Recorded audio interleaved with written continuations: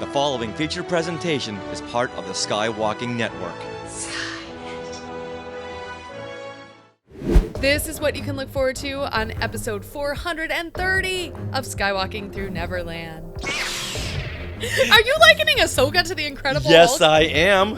But I would love to know, Richard, because you are the king of Easter eggs. I am the queen of music. I mean, Chopper is murderous. Yes, He's oh yeah. a freaking murder droid. Yes? Ooh. I would imagine that's a lot like what a Purgle sound like. Everyone get comfy, go grab a beverage, because there's a lot here, as you would imagine. Are you ready? Off to Neverland. Here we go! A long time ago, in a galaxy far, far away. To all who come to this happy place, welcome. Disneyland is your land. When I first made Star Wars, everybody in Hollywood said, well, this is a movie Disney should have made. You're more than just fans.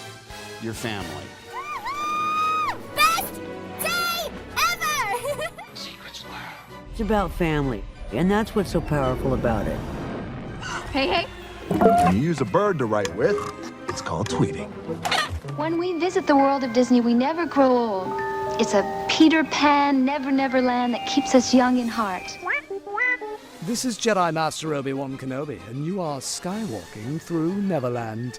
I have a good feeling about this.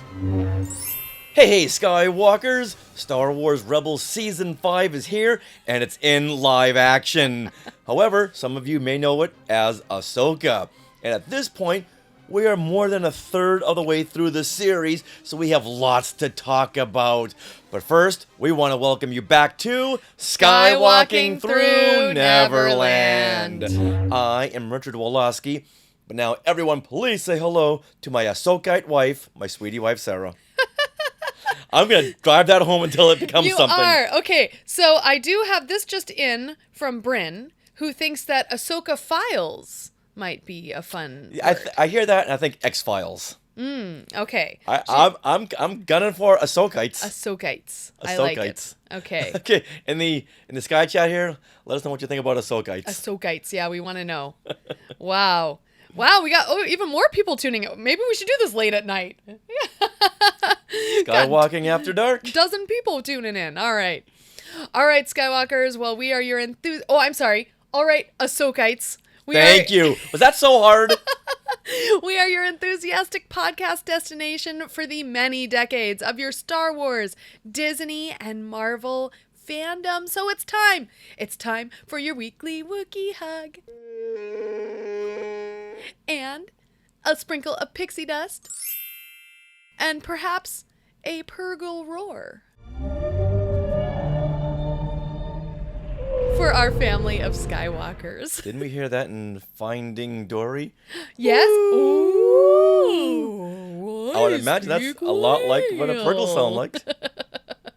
Jeremy Stevenson likes Ahsokites. So, then it's settled. The Force is in all of us, says Meredith. All right, in this episode, we are going to review the first 3 episodes of Ahsoka with special attention to Kevin Kiner's music, Easter eggs, callbacks, casting, and lots more. We have so much to talk about. Yes. Now, this episode is sponsored by Small World Vacations. They are a diamond-level Disney vacation planner travel agency. They can help you book your trip to a Disney park around the world, and their service is free of charge for you. So just head to smallworldvacations.com for a no-obligation price quote and tell them that Skywalking Through Neverland sent you. Now, we are recording this from Long Beach, California on August 29th, 2023. And, you know, being August, yes, we must now start our countdown to Halloween. Of course. Yes, I mean, for like 2 weeks now, they've been having Mickey's Halloween party at Disney World. And next week, we're going to be at the very first Oogie Boogie Bash on September 5th, you guys. So we need to know what we're wearing. So yes, let something us know. very light. Let us know in the comments. Yeah, it's going to be hot. Better wear those Narkina 5 outfits. Oh my God, that would be funny. Something very, very light. Yeah. Oh my gosh. All right, so what happened today? Well, Well, answer the question. Oh. How many days? We got to start our Halloween countdown, okay? How many days? I could look at the notes. Start it in August. I could look at the notes, or I could do math. Look at the notes. Okay. Oh, there's 63 days until Halloween, everybody. If only there was a song to go along with this. Oh, no. 63 No. more days till Halloween, Halloween, Halloween. 63 more days till Halloween. Silver Shamrock. Come on back. Come on back. You done? Yes. Okay. All right, so what happened today in Star Wars history? Well, speaking of Star Wars Rebels, Star Wars Rebels Season 3 is released on home video. Now, this is one of the greatest seasons of any animated show ever. This is a season that had so many highlights, like Maul trying to form an alliance with Ezra Bridger to get the Jedi holocron so we can put the two holocrons together. We had Sabine training with the Darksaber, the legacy of Mandalore, Mon Mothma's inspirational speech to bring all the rebel cells together, and the final showdown between Darth Maul and Obi-Wan Kenobi, that 4.5-second duel. Now, Thrawn was in this season too, right? Yes, he was. Okay, Thrawn and oh my gosh, what's the guy's name? Rook. Thank you. I can't believe I forgot that. So much happened in this Season 3. Yeah. But something else happened today in Star Wars history. What was that? Well, for you Floridians, you should be very excited about this, because this is the day Galaxy's Edge opens in Disney's Hollywood Studios in Orlando, Florida. Who was there? Meredith, were you there? Who was there? Let us know. You know what? Let's play a little clip of the opening dedication, and this begs so many questions. Farewell, my fine friends. Nice to see you. We'll secure this area. But I always find trouble. It is you they were looking for. Stand up like a loose bronco. So there you have it right there. So you have the access and the means to do shows. Yeah. You had First Order Troopers and Vi Marati, and you had Hondo Ohnaka and Chewie and R2. It's all right there. Why don't you keep on doing this? A live action Hondo? Mm-hmm. I know that the makeup would take a long time. Long time. But still, oh my god. You know what? I dare to say I would trade our Ahsoka for your Hondo. Oh, I know my. Them is fighting words. Them is fighting words. I know that. That is. So that happened 4 years ago today. Also, we have some comments here. So Meredith was there. And this, Skywalker's Academy is asking, was 2019. That was the year. Yes, August 29th, 2019. Mm-hmm. Yeah, that's what happened. Oh my goodness. And if I wasn't clear, the Rebels Season 3 came out on home video on August 29th, but in 2017. I was just so eager to talk about it. I know, yeah. We're so excited. All right. You know what else I'm excited to talk about? What? Things we want to share. Things we want to share. Things we want to share. Things we want to share. Skywalkers, we are going to be at conventions. We are very excited. In fact, the first one we're going to be at is this weekend, Long Beach Comic-Con, September 2nd and 3rd at the Long Beach Convention Center. We will be at a table in Artist Alley B29. So we are so excited about that. Richard, do we have a special convention deal? Well, I'm so glad you asked me, because if you come by and get a copy of Today in Star Wars History Volumes 1 and 2, then you get Skywalking Through My Fandom for absolutely free of charge. We're just going to give it over to you, and maybe have some other little surprises. Mm-hmm. But once again, got to come by and visit us, Artist Alley and table B29. Yes. Now, don't go there looking for us at 2 o'clock on Saturday and Sunday. Do you know why? Because we're going to do some panels. We have some panels happening. All right, so Saturday at 2 p.m. in room 103B, we will be having our Star Wars Trivia Challenge Strikes Back. We'll have lots of prizes. We'll have lots of fun. Just come, join in. You'll have a good time. We guarantee it. Yeah, I am so looking for. I love doing it at Comic-Con. I love doing it at Ontario Comic-Con. Yeah? And just to do it again is just so exciting. San Diego Comic-Con, yeah, we've updated our whole PowerPoint, so there's new questions. Mm-hmm. And then Sunday at 2 p.m. in the same room, we will be doing, for the very first time, a classic Marvel Star Wars comics episode live on stage. So we are super excited about that. We're going to go through an issue of classic Marvel Star Wars comics. We're going to break down issue 45, Death Probe. And do you know why we chose this one? Because this is the first issue to continue on with the Star Wars expanded universe after the Empire Strikes Back adaptation. Yes. So it's going to be so fun to see where the stories go from here. I was so excited about this issue when I was a kid because of that same reason. This is the first issue that expands that Star Wars expanded universe. Where are they going to take us? Yeah. Oh, when I saw that on the spinner rack at John's, I snatched that right up. All right, well, don't save your stories. Okay, Save your stories for the okay. convention. All right, because we got a lot about Ahsoka to talk about. Okay, gotcha. Okay. Gotcha. All right, but let's just mention that we'll also be at LostCon, November 26th and 27th, but we're going to be doing our pop culture trivia challenge Strikes Back. And we're also looking into Emerald City Comic-Con next year over leap year, February 29th through March 1st. Right, and that is in Seattle. Yes. So we're looking into that. We haven't fully committed yet, but that's somewhere we'll probably be in February. One last thing. Guess what's coming up in a few weeks? What? Our 10th anniversary, the Skywalking through Neverland 10th anniversary. 10 years. Next month, at the end of next month. Wow. Now, what should we do? Oh my gosh. Well, I had thought about going on the Star Cruiser, but you know what? Too late for that one. That ain't gonna happen. So we'll have to plan B. Okay. So things are starting to rattle around inside. So if anyone has any ideas of what you want to see, please. You're the one who got us to this 10-year mark. So let us know what you want to see and hear. Yes.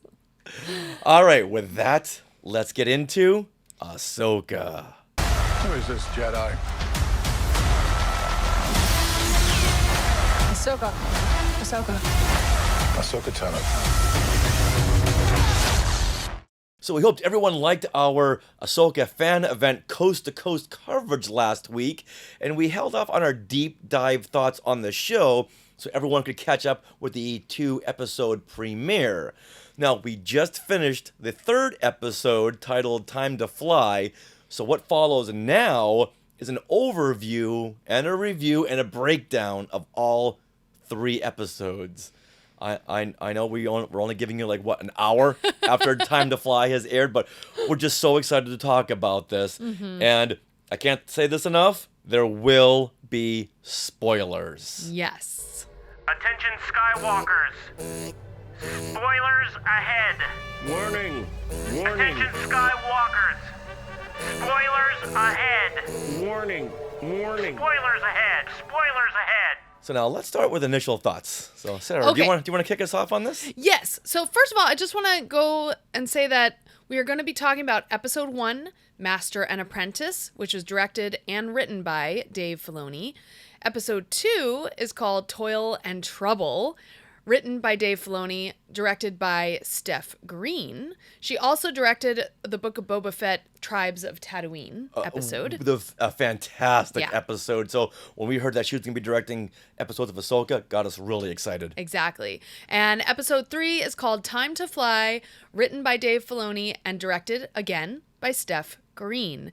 And I found it interesting that these 3 titles are all 3 words each. So Master and Apprentice, Toil and Trouble, Time to Fly. I can't wait to see what the other episodes are going to be called. Well, episode 4 will be called Here Comes Thrawn. I hope so. Oh my gosh. So Richard, share a first initial thought for you. Okay, you know what? Ladies first. Okay. Well, so I felt like overall, now we got to first see this in the Tomorrowland Theater at Disneyland. So it was a nice big screen and we had a great view. And I felt like that really lent itself to looking at the overall scenery and everything. So I thought, first of all, very beautiful cinematic shots. And a very interesting color scheme he chose for the various locations, and that really stood out to me. Like the starkness of the planet where Ahsoka first finds the orb, the map. It's like white rock, but then she's looking down and there's this like black like stuff everywhere. So it's black and white, right? It was like sulfur or ash. Yeah, the ash, right? Yeah, it seemed like lava rock or something. So it was like black and white. Reminded me a little bit of the World Between Worlds, which is black and white. I mean, this was more white than black, but other than that, I also felt like that first episode had some fantastic nods to the opening of Star Wars itself, with just the opening of you see a giant ship, and then you see a little ship, and that's very much like A New Hope. Yeah. All right, so I don't want to say too much here. So, Richard, do you want to jump in with another thought of yours, and we'll go back and forth? Okay. I love how this series opens like a 70s drama, where first you see the act of crime before we see the protagonist, and they would do this a lot on The Incredible Hulk. Are you likening Ahsoka to the Incredible Hulk? Yes, I am. I know everyone's thinking the same thing. Everyone, I know. Now, in this act of crime, we see Baylan Skoll and his dark side apprentice, Shin Hati, infiltrate a New Republic cruiser. They slaughter a crew and free Morgan Elsbeth, who was placed in custody by Ahsoka in The Mandalorian Season 2. Now, it's a very exciting scene that harkens back to Vader storming the blockade runner in Rogue One. Yeah. Because here you have Baylan Skoll. He's marching through the corridors and lifting up soldiers and throwing them against the ceiling with and with the Force slashing his way through. It very much harkens to Rogue One in Vader's entrance. Yes, definitely. And with the crawl, oh my goodness, I think we heard more oohs and ahs about the crawl in this theater than almost anything else. It was in red, and it went from bottom to top. And whereas the Star Wars crawl, it's in yellow and it goes into the screen. Right. And Solo is in blue, and each page just fades up, fades down. Okay. So this is a whole new way of seeing crawls. And Kathleen Kennedy did say at Celebration that we're going to start to see more crawls in Star Wars. Oh, interesting. Yeah, I'm not sure what brought that up, but okay. she did declare, yes, more crawls in Star Wars. She declared. That's hilarious. All right, now let's go back to another point or thought of yours. Okay. All right. So I felt like, and you brought this up a lot, but I also saw it too, that there's lots of Phantom Menace references, especially in that first episode with Shin. Shin kind of takes the role of Maul in this episode, and her probe droid on Lothal. So just like Maul is stalking Qui-Gon and everyone with his probe droid, and then he finds them, and then he has a fight because he hasn't been able to fight anyone. That Shin, the exact same thing happens. She like finds the map, but then there's Sabine, and she wants to fight, because she probably, there's not a lot of Jedi to fight right now. So it's apprentice versus apprentice. Yes, exactly. Yeah. So I thought that was really cool. And I'll go on. Yeah, the music itself. Oh, that's a whole different part of the show. That's a whole different thing. But it like definitely carried me through some of those slower, moments in the first and second episodes that really kind of continued Kevin Kiner's tone poem that he's been doing throughout. That he started with the Star Wars: The Clone Wars series. All right. We're going to dive more into the music in a little bit and more into these Phantom Menace nods because there are a lot of them. Cool. All right. Now, from there, the series revs up to the story of Thrawn and Ezra. So now that's the whole plot of this series. The search for, is it Thrawn or Ezra and Thrawn? It's both of them. Right. But it's a two-parter, two sides of the same coin. Right. Because they got to find their family member, Ezra. Ahsoka and Sabine. And everyone. They've got to find Ezra, and they've got to find Thrawn to prevent another galactic war. But at the same token, Baylan Skoll and Morgan Elsbeth, and they're on the hunt to find Thrawn to bring back the Empire. Oh yeah, most definitely. Now, what's interesting about that, sorry, I just want to say, what's interesting about that is Thrawn himself is not necessarily completely Imperial. You know, like he was, but he had that extra level of he's watching out for his own Chiss people. Yeah, but he was still part of the Empire, a major part of the Empire, as seen in Star Wars Rebels. But so he may have had his own agenda. Yes, and the books go into that too. Okay. Yeah. He has his own agenda as well as being an Imperial. The Imperial is a means to his end. Right. Which is not necessarily what the Empire wants. Okay. Yeah. Fair enough. Now the first 2 episodes, they do take their time because that's what these episodes, these series on Disney Plus, that's what they're here for, the world building, the character building. And I'm so here for that. I'm here for that more than any film. So let's not films, yeah, right, like that's ever gonna happen. I know. I just wished at this point, and even going up to the 3rd episode, I wish they had given us the background on why Ahsoka had walked away from Sabine's training. They alluded to it too many times, so at this point, just tell us what happened. I feel like they don't really need that. I feel like I'd rather just move forward. The past is in the past. No. This is way too big of a plot device. Yeah, why she walked away from, she said, from Anakin. She walked away from Sabine.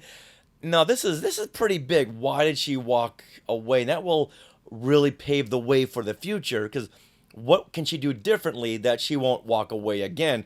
And what is Sabine going to be looking out for? That, hey, I don't want this to happen because I don't want her to walk away again and just leave me out here.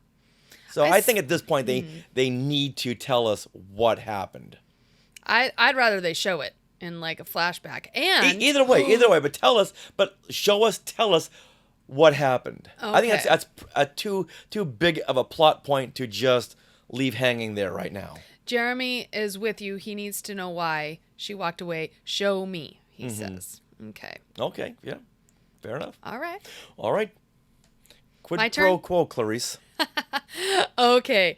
So I just want to call back. Episode 2 did rev it up. I think you were saying that, right? It revved up the story a little bit. Yeah. And I really loved when Hera and Ahsoka go to Corellia and suss out the Imperial loyalists. Like, that was an exciting scene. You got this amazing shot of Ahsoka, like, breaking through the window in Corellia and running to get the ship? The ship that was taking away the hyperdrive. The hyperdrive unit, the extra large hyperdrive unit, Right. which I'll get into in a few minutes because there's a story behind that. Ooh, okay. So I thought that scene was fantastic. And then Chopper and Hera. So you got Hera and Chopper, and they're flying in the Phantom 2, trying to, stop this hyperdrive from getting away. And once again, thank you for saying Phantom 2. Yes. Too many reviewers are saying the Phantom. Right. Phantom was destroyed. It was destroyed. Yes. So I, like, that right there really felt like I was watching Star Wars Rebels again. Can't just shoot it down. It would crash into the port city. But oddly enough, Dave Filoni is not credited, or anyone is not credited with the voice of Chopper. Oh, but we know. We know it was revealed. It was revealed but that why it was not Dave put Filoni. it in the credits? Yeah. You know what? It must be some kind of union thing. Yeah. Yeah, at Skywalker's Academy, you can hear what he's saying if you really pay attention. Yeah. Absolutely. Like we were just saying, we were on another show earlier today. I think either we're more attuned to what the Chopper isms, or they have cranked up his the level of understandability in Chopper's language. Yeah, like he was looking for the tracker, right? And he's like, no, I didn't take your stuff. No, I did not go through your stuff. Did you look under the backup battery? And then he's like, it was like, obviously he said found it.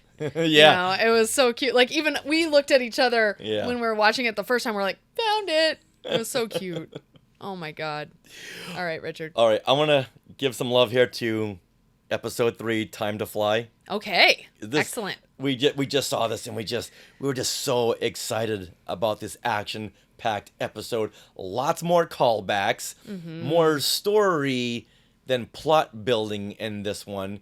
And I'm not a fan of the student getting so upset and their eye rolling during training when they think they know better. Right. You see this in like Doctor Strange. You see this in Karate Kid, in Cobra Kai. You see this in a lot of stuff where the master is trying to teach the student. The student's like, hey, you know what? It's noon. We should be done by now. I know we saw some of this in The Empire Strikes Back with Luke and Yoda, but that was at the beginning. Right. Of all of the master, and I'm sure that goes beyond, way beyond The Empire Strikes Back, way past it. But ever since Empire, there's been a lot of student being trained by the master, and just a lot of eye rolling. We see this a lot with Sabine. Okay. And Ahsoka's trying to teach her, and she's just like, ugh, really? Again? Are we going to do this real seriously? Like, do you think you know more than Ahsoka? Are you not into this? Because if you're not, tell Ahsoka now so she can save her training for Jason. Oh. So I'm a little tired of seeing this in movies and films where the student eye rolls at the teacher's instructions because they're just so over it. I feel like the master needs to learn too, though. They give and take from each other. Right, well, I understand that, but don't do the whole teen angsty thing where you're eye rolling and Sabine was on her iPhone a couple of times. We just don't need that. It's been done to death.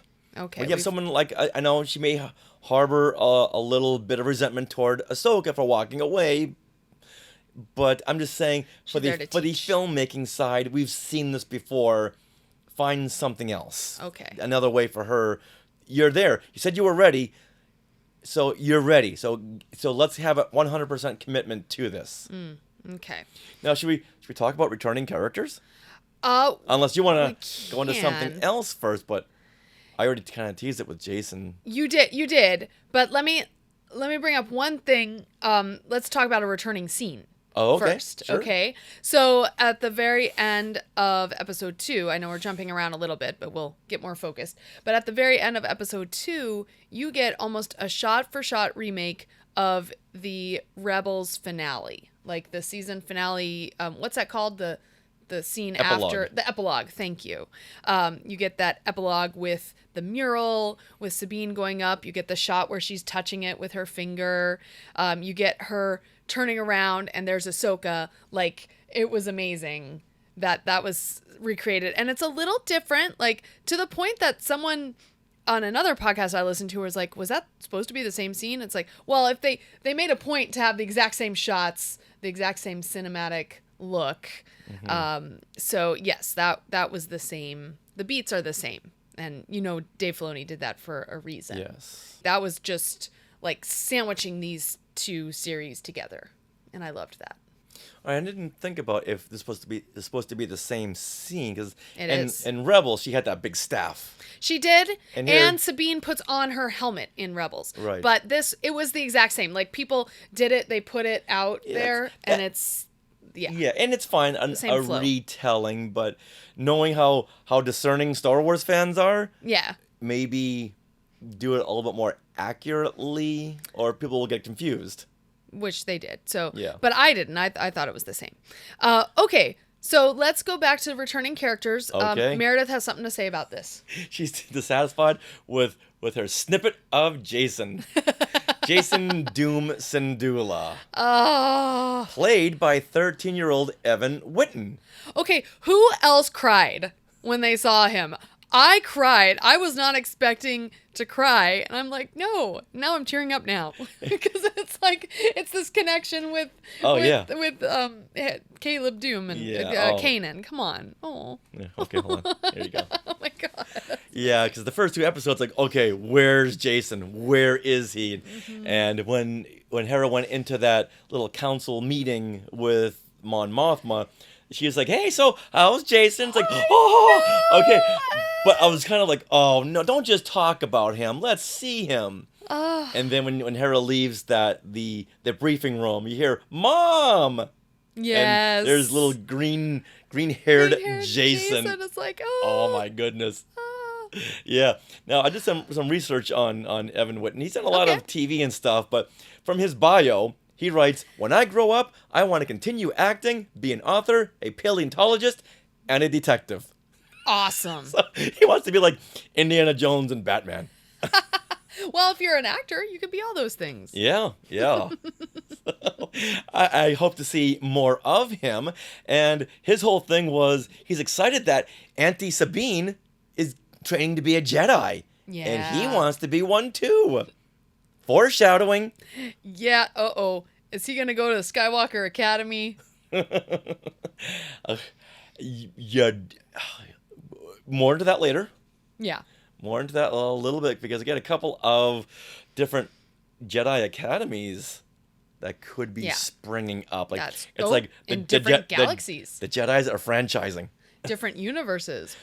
Don't go there. Don't go the whole multi-universe because I will stop this recording. It's not a multiverse. No. Okay. So you're talking about returning characters. We got, of course, Genevieve O'Reilly is back as Mon Mothma.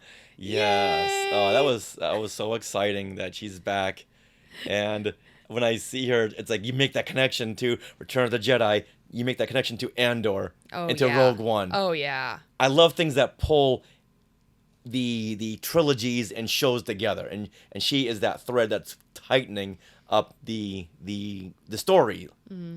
Now she is back with other senators, including, get ready, Senator Ziono from Star Wars Resistance. Yes. Oh my god. Oh, when they started doing merchandising at Galaxy's Edge for Resistance, they made some creatures. Oh right, the Gorg. The Gorg, yes, the little Gorg, and I was so excited that Resistance is getting some love because I know a lot of people didn't really care for it, but when I was doing a rewatch to when I was writing today in Star Wars history, I had to watch every single episode again. It's like, this is a really good show, and the fact that they're pulling in characters from Resistance, I don't think we're gonna see Kaz. So, and then we should say that, Kazuda Xiono, Kaz, was the main character in Star Wars Resistance, and Senator Xiono is his father. So that's who showed up here in Ahsoka. Yeah, but he's not too likable in this episode. No. He was like, hey, you know what? We can't give you resources from the New Republic. We can't give you this task force to go look for Thrawn when we know you're really looking for Ezra. So, yeah, let's put a pin in this. Yeah. And he was like, hey, you know what? Thrawn is dead. We'll say Ezra died heroically, and that is it. But Mon Mothma's the one who's to say, hey, you know what? Let's we're gonna regroup and we'll get back to you, to Hera, and things don't go well. Right. Yeah. Okay. Skywalker Academy is saying about Kaz and Resistance. I think a lot of people had a problem with Kaz's silly awkwardness and the animation style. The silly awkwardness, that was a downfall. Right. They tried to appeal to too broad of an age group, and it didn't work out. And the animation style, I thought was phenomenal. I liked it. Yeah. Yeah. First time around, it takes a little getting used to, but once again, watch it another time, and I kept having to pause it going, wow, this needs to be on the big screen. I mean, Star Wars Rebels was like that too. Yeah. A lot of people had issues with the first couple episodes. They were like, what's with this? Very toyetic. This hair. Yeah. Very plastic feel. Exactly. Plastic hair and who stuff. Who produced this? Hasbro? Yeah, exactly. And yet we got over it and got into it. All right. So I just have a couple things to say about episode 3. I loved it. I thought it was the best episode yet. The space battle was amazing. Down to the music references that kind of referenced various space battles. Yeah. A lot of Return of the Jedi, I heard. And some Empire Strikes Back things. And then we got Purgle.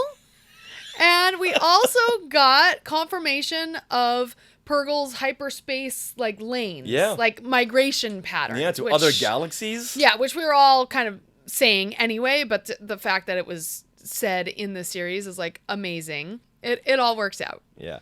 All right. So should we talk about the bantha in the room? Sure. All right. And this is the end of the first episode. Second. Oh no, first. You're right. Yes, where Shin Hati and Sabine Wren are battling, and Shin stabs Sabine right through the torso.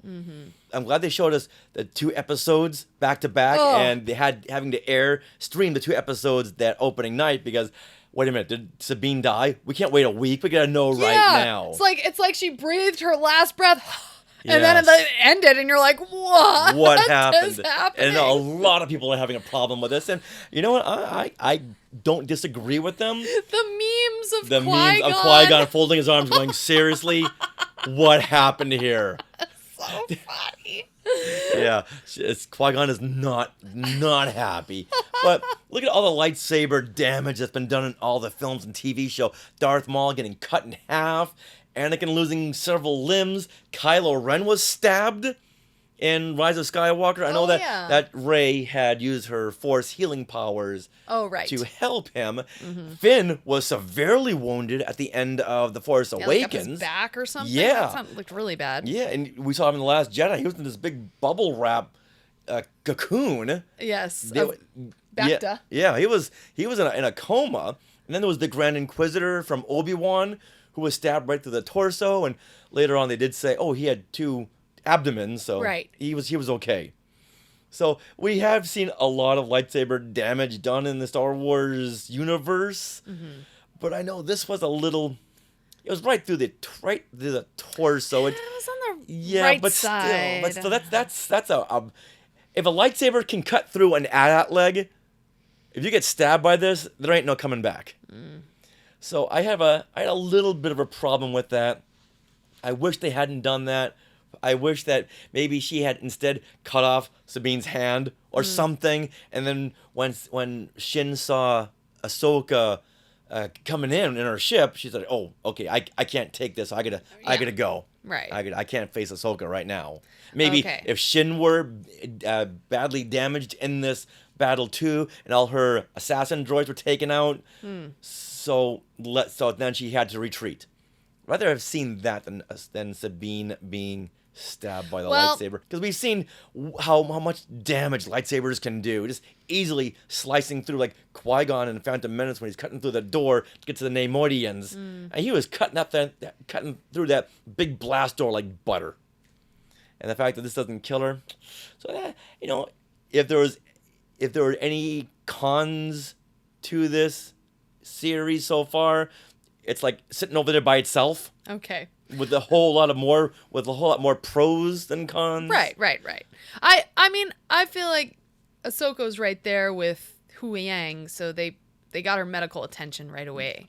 And I get that too, but it was a big controversial moment. Because it should be, because we've seen once again what lightsabers can do. Okay. All right. Moving on. Skywalker's Academy saying it was dramatic. It was definitely dramatic. When we saw it, when it faded to black, we all screamed, "What?" Yeah, there was like a breath in the room, like, "Oh!" Yeah. Like a gasp. We could not have waited another week. No. All right, so can we deal with some callbacks and Easter eggs? Or do you want to dive into music? Let's do some music. Okay, sure. How about that? It's one of the things I pay a lot of attention to even on the first watch, and it really stood out to me the entire time. And what's great is Kevin Kiner has been the composer for Star Wars The Clone Wars, where Ahsoka originated. He was the composer for Star Wars Rebels, which we've done whole segments on the music of Star Wars Rebels and how it calls back to various Star Wars themes and things. Oh, when we hear Thrawn's theme, God. I'm going to lose it. Oh my God. With the organ. Okay. That Dracula music. Oh my goodness. So, and so Kiner has created themes for Ahsoka, for Sabine, for Ezra, and we hear these themes. It is so exciting. So we're going to head over. We're going to hear some of these themes. So first of all, we hear Ezra's theme when his hologram is playing, when Sabine plays his hologram, and it's on a French horn, which is very reminiscent of the first time we see Luke, and Luke's theme is heard on a French horn. When Beru is calling him Luke, and he goes and you hear that do. So this is Ezra's theme on a French horn. This is not from the episode, but it's very much like it.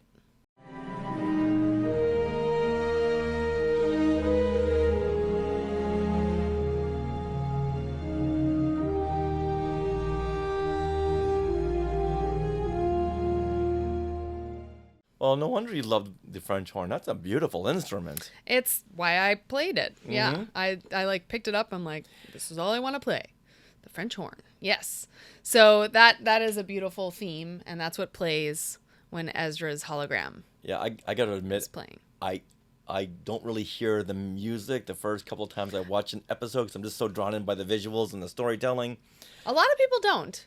Yeah. I do. I'm very attuned. It wasn't until episode 3 where the music was like, oh, the score is perfect. Yeah.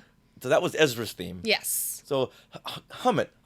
Do do do do do do do do do do do do. That's the main phrase of it. Yes. Okay. All That's right. the main phrase. Okay. And This is fun. Do another one. yeah. Okay. Perfect. All right. So the Ahsoka theme. Now, this was burned into my brain in Star Wars Rebels when she's like fighting Maul and stuff. There's some beautiful Ahsoka themes that play. And so the credits itself has its own theme. So Ahsoka has its own theme, the show, but Ahsoka's theme is woven into the end credits. So I'm going to what are we play going to that. hear now? We're going to hear Ahsoka's theme being woven into the Gotcha. end credits. Okay.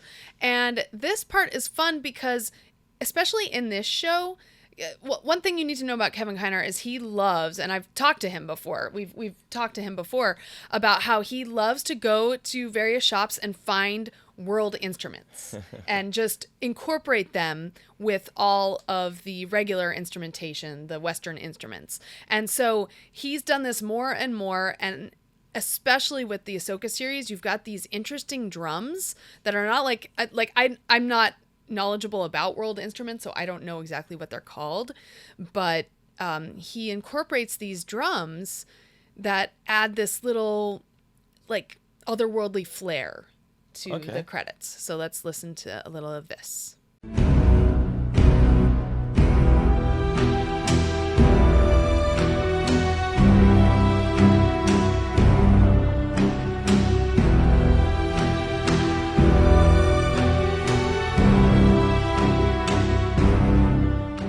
Ahsoka's theme is that do do do do do do do do.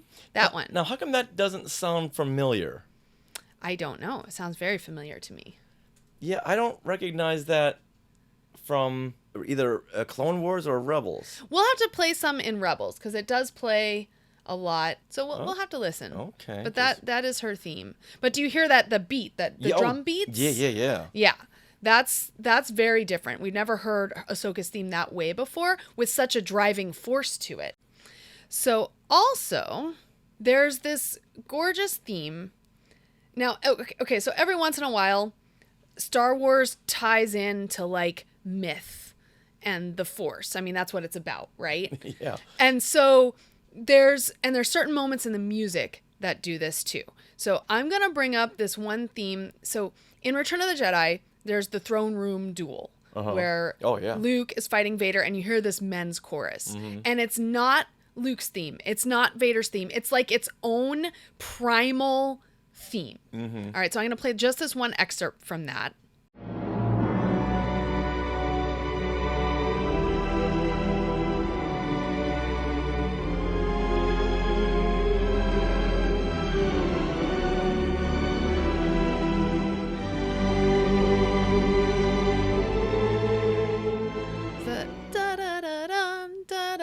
Those three notes right there, okay?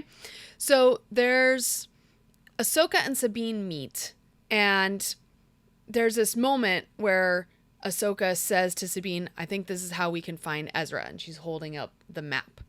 And so this is like the key to this whole series.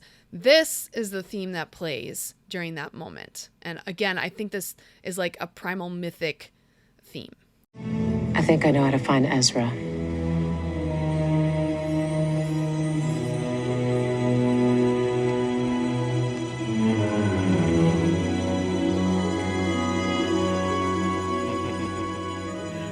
Isn't that awesome?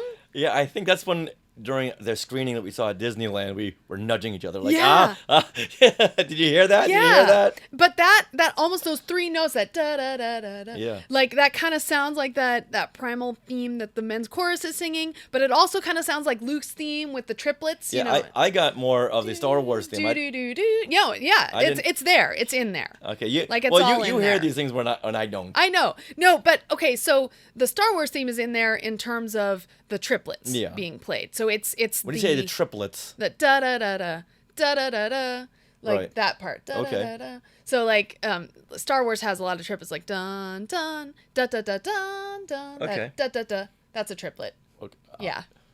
It's like I'm three, learning something three here. notes in one beat is a triplet. Okay. Yeah.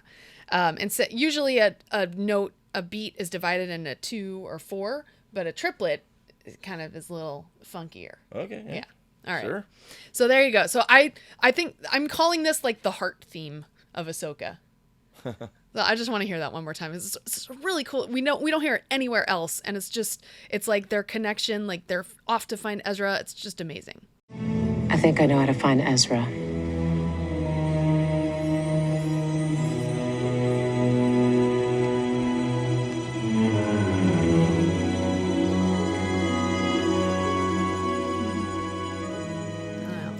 There's like chimes in the background.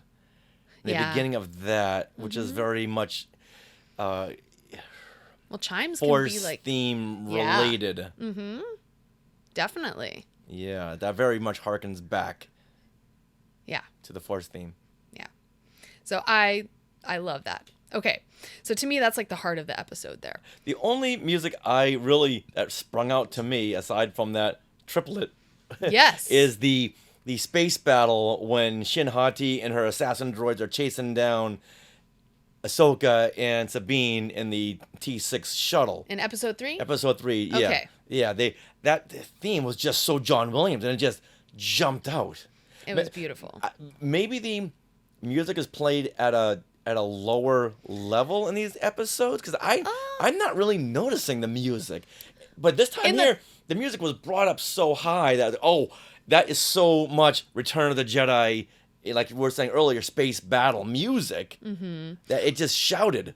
Yes. Well, a lot of what the composer and director sit down to do before the composer even composes the music is decide which scenes the music is going to be, more Right. and not. And then Ben Burtt goes in and goes, "Hey, what about my sounds?" Yeah, but yeah, so that's, and also, I mean, in the theater when we watched it, I did pay a lot of attention to the music. Okay, maybe I just don't hear the music because once again I'm just involved in the visuals. Well, we did hear the end credit music. Oh yeah, that was just released.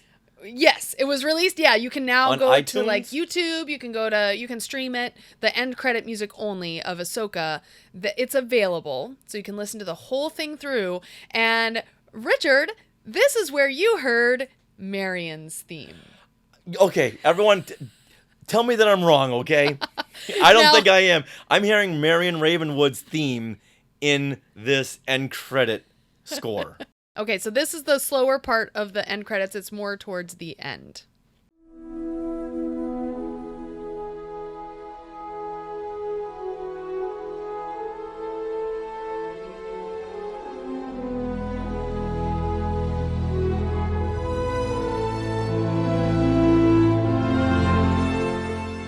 If you Okay. told me this was from the Raiders soundtrack, I'd say, of course it is. That's Marion's theme. All right, should we listen to Marion's theme? Please. All right, and everyone, tell me what you think. Do you hear Marion's theme?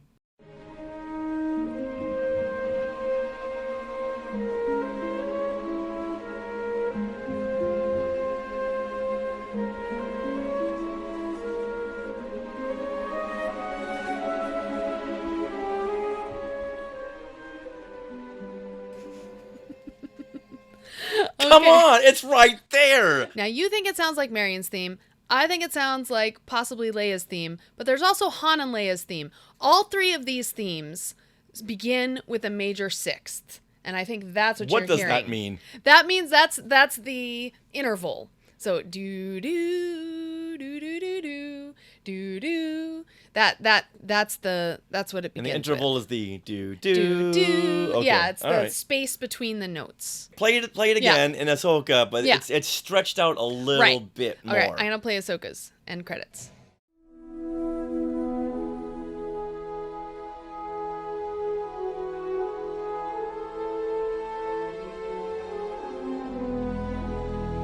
That's very close. All right, let's hear Leia's theme, because I don't hear Leia's theme in there at all. Okay.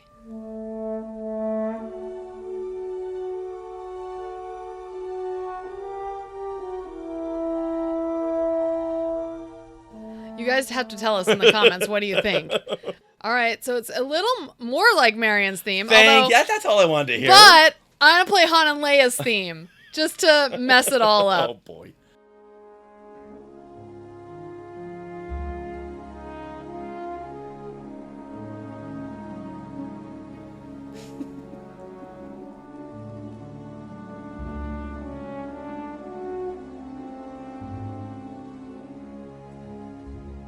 Wow. I can hear a little bit, but with the Leia's theme and the Han and Leia's theme, you have more going on. Yeah. Do. Well, yeah. Oh my God. They're also similar, although how would he be calling to Marion's theme? It doesn't make any sense. That's just what I hear. I know. I'm not saying it makes sense or not. Okay. That's just what I hear. What do you guys think? Like, we want to know. Okay. Because, wow, that's a lot. Okay, so I just have a few couple things about episode 3. Okay. All right. So you already mentioned the music in the battle scene. Mm-hmm. And unfortunately, there's like too much other noises going through, so we couldn't really play that for you guys. But it is really cool. Yeah. So I loved because that. that's not really, it hasn't been released yet. Yes. You only get it through an iPhone, and you wouldn't really hear it because it's during a space battle, so you get a lot going on there. Yes. But just trust me, it's an awesome theme. Okay, so I also want to mention that Kevin Kiner, his Symphony of Star Wars, also includes Tales of the Jedi, which is an amazing animated series that includes 3 episodes on Ahsoka. And so some of that music there, especially in the episode titled Life and Death, where Anakin teaches Ahsoka to train using Rex's men, firing at her in a circle, right? So that right there, that music is very similar to the training montage of Sabine.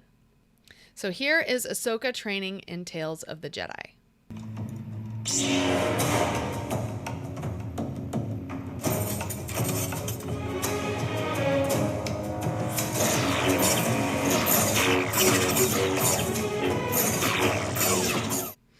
Is that Kevin Kiner? That is Kevin Kiner. Kevin Okay. Kiner did all the Tales of the Jedi. So here is Sabine training with her blaster shields down.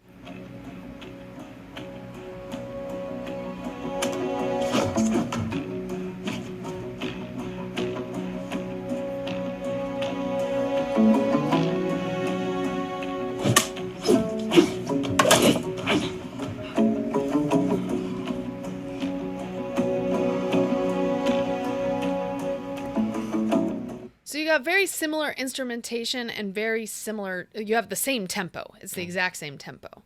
So, which means the same pace. Okay. Yeah. So you have callbacks to the music. I get callbacks to other parts of that one episode of Tales from the Jedi. That Oh, okay. the whole they call back to that in Time to Fly. Okay.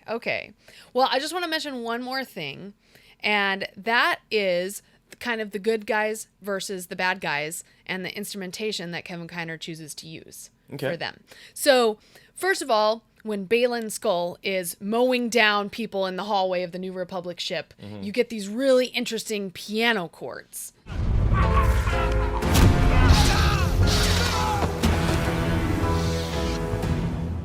And piano is just a very traditional instrument, right? This is like Western, very traditional.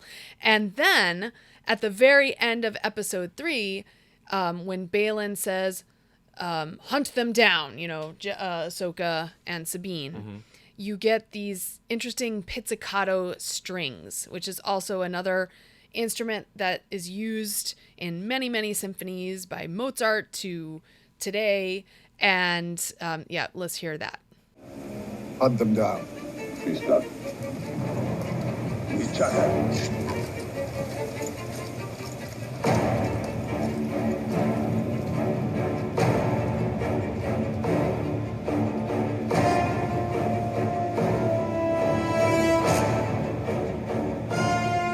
And it like crescendos into a symphony orchestra, and that's almost like a Mozart, symphony right there. So it's very traditional instruments, whereas Ahsoka's theme and Ahsoka's music has all that world instruments and things like that.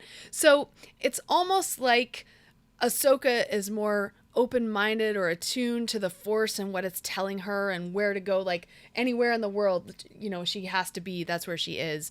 Whereas Baylan and Shin are following this more traditional path with more traditional instrumentation. That's a great theme. Isn't it beautiful? Now, yeah. is that considered Baylan Skoll's theme? Not that I know of, but again, we don't have the score out, so a lot of this is hard to tell. Yeah. It's just what I've gleaned from a couple watches through. So that is what I have for the music today. Okay, great. But I would love to know, Richard, because you are the king of Easter eggs. I am the queen of music. You are the king of callbacks and Easter eggs. So, all right, let's go through. Everyone get comfy, go grab a beverage, because there's a lot here, as you would imagine. Being Dave Filoni, of course, there's going to be a lot of callbacks and Easter eggs. I think the biggest one is the Kenner R2-D2.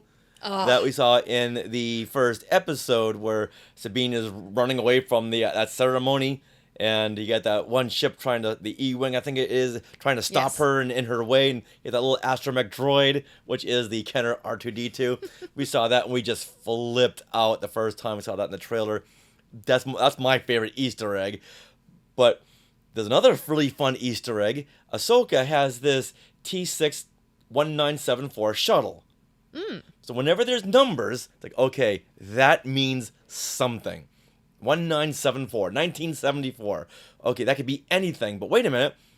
The T6 shuttle, 1974. It's like, I have got a copy of Today in Star Wars History. I know what happened in June 1974. That's when Dave Filoni was born. Oh, so it's his birth date. Yeah. And what is that? That's Ahsoka's shuttle. Yeah, Ahsoka's shuttle. That fun one that you saw in Rebels. Yes. That had been like the T67-1974, because he was born June 7th, 1974. Wow. So when we saw this the first time in the theater, it's like, okay, those numbers, they've got to mean something. That's amazing. All right, now, Baylan Skoll says the line in the first episode, "We are no Jedi." I think everyone remembers Ahsoka's declaration in Rebels, Twilight of the Apprentice, when she says that to Anakin Skywalker / Darth Vader. Yep. When he calls her a Jedi, and she says, I am no Jedi. Yeah. Oh, when Baylan said it, it's like, oh, wait a minute, hold on. That sounds so familiar. Yeah. And then when you do a deeper dive, it's like, I know Ahsoka said it. Oh, and it happens to be in that one episode, Twilight of the Apprentice, that we're always talking about. I also feel like that's a call out to what this series is heading toward. Because, I mean, Ahsoka has called herself, I am no Jedi, but now here's the bad guy declaring that. So now Ahsoka almost has to declare something else. Or she is going to be a Jedi, but a different kind of Jedi. Yeah, we'll get to that in just a little bit, because that speaks volumes right there. Yeah. Home One, which is the big ship we saw in Return of the Jedi, the one that Admiral Akbar captained. He was in charge of, captained. That's the word I was trying to find. Captained. We saw that in Return of the Jedi, and here it is in Ahsoka. Mm-hmm. It's Home One. There's even some shot references to Return of the Jedi. We see the briefing room we saw in Jedi. We saw Hera in this room. Wow. And I love it when we see new characters in the same locations as the original trilogy characters. It's do you know who walked in those steps right there? Luke Skywalker, Princess Leia, Han Solo, Lando, Chewbacca. And then when they look up, there's like a little balcony area. And we see that in Return of the Jedi. Yeah. Admiral Akbar is leaning over and looking down. We see that same shot composition to another Mon Calamari looking down at the briefing room. And those kinds of things, they don't go unnoticed. No. Yeah. Corellia, You talked about Corellia. Once again, so exciting to see new characters treading the grounds of original trilogy characters. Yeah. Now, the battle between Shin, Hati, and Sabine, this calls back to Phantom Menace. Yeah. There's a lot of shot structure, and the rhythm of the cutting was the Qui-Gon versus Maul. Really? Like, there's a lot of shots in Phantom Menace where you see Darth Maul's robe just go whipping through a frame. And we see that also here. We see Shin's cloak just flapping through the frame. That's why she didn't take off her cloak. No, because she wanted to say, hey, you know what? I want to replicate Darth Maul. I know Richard's really going to appreciate this. I love that. Now, Min Weaver, he is one of the Imperial loyalists on Corellia. Okay. He was the foreman, I guess, the supervisor. He's protecting this hyperdrive core. Okay. And it's bigger than usual. Right. This belongs to a super star destroyer. That's why it's so big. Okay. And who has had a super star destroyer Darth Vader. in Star Wars? Darth Vader. So this could be the hyperdrive engine from the Executor. Is it still going, or did it die in Return of the Jedi? It dove into the Death Star. Yeah. But who knows what happens? It could have just exploded in different parts. The debris could have just sprung out. Okay, I see that. Oh, I love that whole Corellia scene, and I love the character of Min Weaver, and I really point him out because I don't think he was really an Imperial loyalist. I think he just wanted the investors. He was part of the greed of it. Oh yeah, he said so himself. Yeah, and he's when like, he was handcuffed, who do you serve? My investors. Yeah, my investors. Yeah, I think the others who long live the Empire and drew their blasters. I think he's like, he don't want any part of that. Yeah, they were apparently Imperial loyalists, but I don't think this guy was. But the fact that he's supervising this shipyard that's housing this hyperdrive core just excites me because I know this is going to lead into something. Nice. And time to fly. This third episode, we hear a couple of callback quotes, like when we were talking about Tales of the Jedi and Ahsoka was being trained with Captain Rex and his clone troopers, and they're just blasting her, and she's just got to keep getting up. She gets blasted. She got to keep on getting up, and Anakin says, "Let's go again. Let's go again." And that's what Ahsoka says when Sabine is training. Yeah. Let's go again. So cool. Yeah, so it's like Anakin is the master of Ahsoka. Now Ahsoka is the master of Sabine. So it's the master saying, "Let's go again." Aww. That should have been the title of this episode. Let's go again. That's 3 words. Let's go again. Yeah. With a contraction, but yes. It's still one word. It's still one word. Yes. So those are just a few of the callbacks and references that I got really excited about. And I know there's tons of videos that show more, but it's like, okay, we've already heard most of them. Yes. So these are just the ones that really got me excited, or ones I haven't really heard about. Yeah. Okay, got one more. Okay, one more. Sure. This is Morgan Elsbeth. We see her in episode 1, and she's in the cell, and she's wearing the yellow jumpsuit, the yellow prisoner jumpsuit. Well, this is not a callback to Star Wars. This is a callback. She is the goddaughter to Bruce Lee. And one of Bruce Lee's most iconic outfits was used in Kill Bill. It's the yellow and black one, and it's this outfit right here. So it goes from Kill Bill to Ahsoka. Everyone's just paying homage to Bruce Lee and this iconic yellow jumpsuit with the black piping. That's awesome. So this is just an exciting series to watch. And I think one of the most fun things about it is watching for the Easter eggs and callbacks. Yeah, it really is. Woo! Amazing. Well, and the music is also kind of that too. Oh, Easter very much eggs so. and Very much tying so, yeah. into everything Star Wars. Amazing. Now, when the cast list was first announced for Ahsoka, I got to admit, I didn't know anybody. I did know Mary. Rosario Dawson. Well, aside from her, the supporting players. Okay. A lot of them I didn't really know, and I still really don't know. So I did a little bit of a search on each of them, And let's go through some of these actors, see if you know them from these shows that we're going to point out or from something else. Like Ahsoka, Rosario Dawson, of course we know from The Great Haunted Mansion. I say that sarcastically. She was in Rent, which I didn't know about until you told me. Yep, I showed you her scenes. Yep. She's me. Yes. And she is the voice of Batgirl from Lego Batman movie, and that's when I met her. Yeah. When I went to a press conference and Lucky. I got a picture with her. Yep. Now, Sabine is played by Natasha Liu Bordizzo. Mm-hmm. Not an easy name to say at all. Wait, she was in The Greatest Showman? She was in The Greatest Showman. What was she with, in that? With Wolverine, Hugh Jackman. Yeah. She had a very small part. Okay. But she was in that film, and I saw a still. It's like, oh, wow. She's only like 29. Yeah. And that was like, what, 2017, 2016? Yeah, something like that. Yeah. At It's only a least couple 5 of years ago. 5 years, 5, 6, 7 Yeah, years so ago. that's like the only film that I really know of her resume. She Okay. was also in Heroes of the Golden Mask, and this was an animated movie with Christopher Plummer. Woo! From Sound of Music.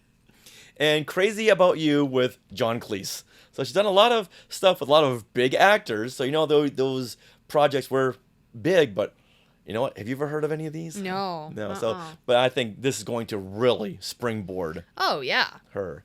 And Well, Hera. Yeah, Hera. So that's played by Mary Elizabeth Winstead, who is the wife of Ewan McGregor, which is a fun Star Wars connection there. Which she starred in the series Fargo, the 3rd season of Fargo, with Ewan McGregor. Oh, wow. She was in Birds of Prey, which is the Harley Quinn movie, and she was in Factory Girl with Hayden Christensen. Wow. Exactly. So when I was doing this deep dive search, like, oh, I now I can really place some of these people and where I've seen them before, or just it gives me a broader sense of their resume. Yeah. Balin Skoll, played by the late great Ray Stevenson. Yeah. I've forgotten he had voiced Gar Saxon in the Clone Wars and Rebels.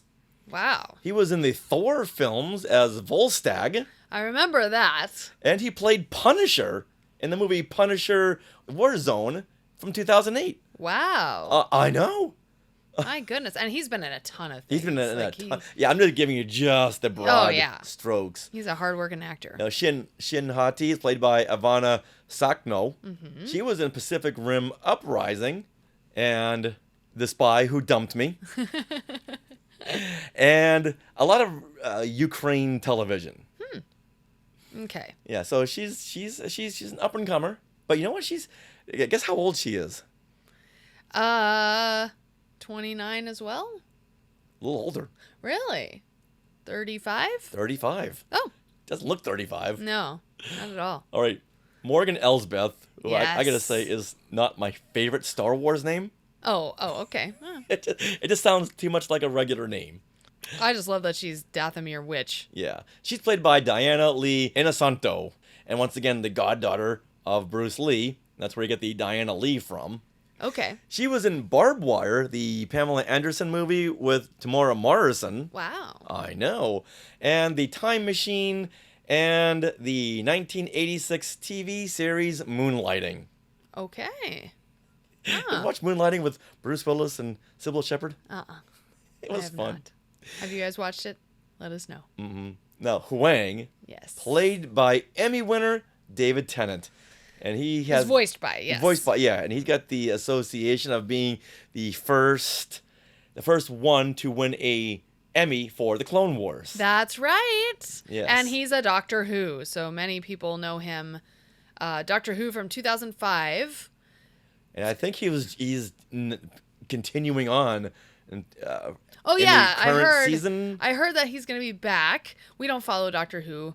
That's like the one fandom we're not in. Not at all. Yeah, but I know him most from Harry Potter, Barty Crouch Jr., and also Jessica Jones. Yeah, where he plays the Mr. Purple. creepy dude. Oh my god. And I forgot he was in Goblet of Fire. Yeah, As Barty Crouch Jr. Yeah. That's where I first knew who he was. Mhm. Everyone was going crazy. David Tennant. I'm like, who's that? Yeah. Ezra is played by Iman Esfandi, Mhm. and he was in the film King Richard, The Inspection, and a bunch of short films which he's directed. Oh, wow. That's cool. Now, Clancy Brown. Yay! It was Governor so fun. Ryder Azadi. He voiced Savage Opress in the Clone Wars, and voiced Ryder Azadi in Rebels, and he voiced an Inquisitor in Tales of the Jedi.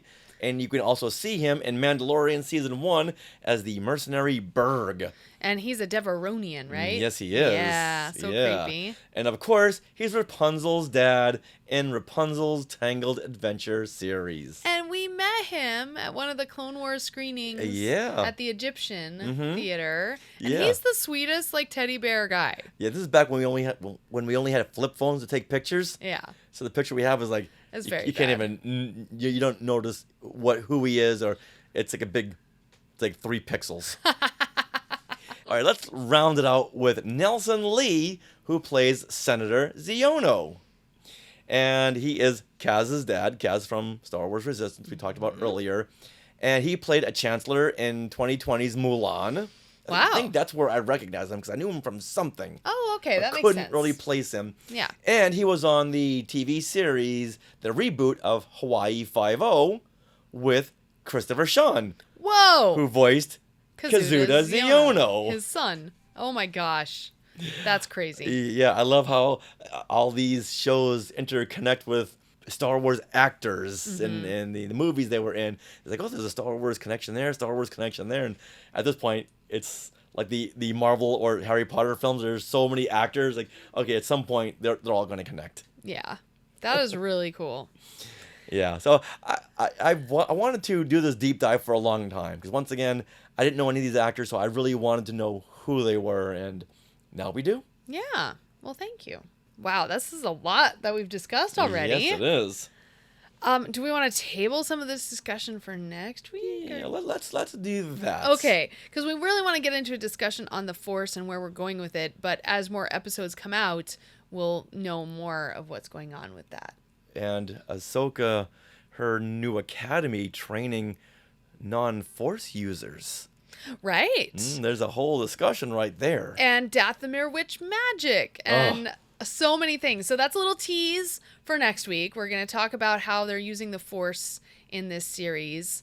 Dave Filoni has been, trained in the ways of the Force and myth from George Lucas. So I love to see how it's coming out here. Yeah. So, we'll do that deep dive next week. But for now, is there anything else we want to bring up? Yes, this is like the worst period of the week because it's the furthest time away from a new Ahsoka episode. Yeah. Yeah, we were counting down those minutes. You know what? I do have to mention one thing that I can't believe I haven't mentioned yet. The Lothcat. The Lothcat, which didn't come with them on the ship, at least we didn't see. No.